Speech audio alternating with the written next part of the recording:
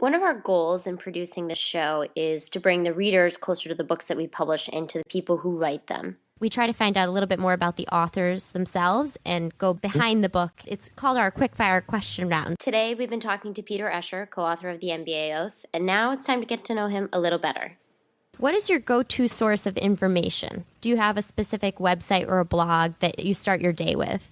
Definitely ESPN or Sports Illustrated, the Wall Street Journal, and The Economist. Who is your role model?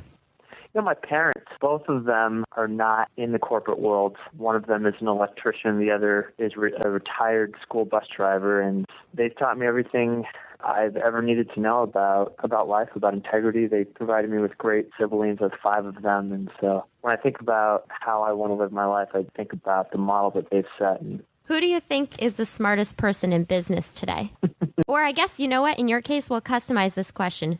Who do you think is the smartest and also most ethical person in business today? In our book, we talk about a lot of different models of leadership and models of ethical leadership. And a book that I recently read was The Snowball by Warren Buffett. And while he's one that is not necessarily an original pick in terms of his leadership qualities and the ethics that he has shown over time, I think he certainly comes to mind. Our last question is, what's the last book that you read, or the book that you're reading right now?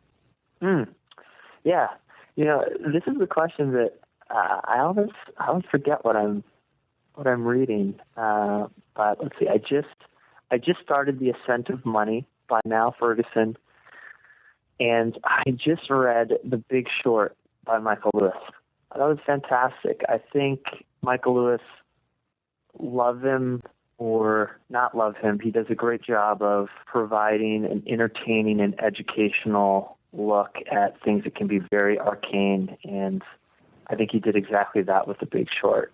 In his look at mortgage-backed securities, credit default swaps, and made it interesting by telling the story not through the big shots, but through some of the smaller hedge fund players and investors out there who actually saw and bet on, put their money where their mouth was on the financial crisis, and actually pocketed a great deal from it. All right. Well, thank you. Thanks, Laura.